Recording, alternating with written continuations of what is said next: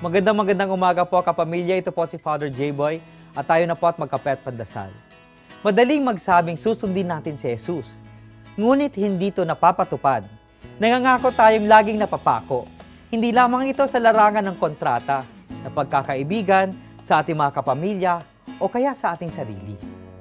Lalong-lalo na po sa mga gawaing spiritual. Hindi tumatagal ang anumang pangako natin sa Diyos. Bigla na lamang tayo nangangakong maglingkod ng mahusay o baguhin ang isang pag-uugali, pero hanggang ngayon, drawing pa rin ito.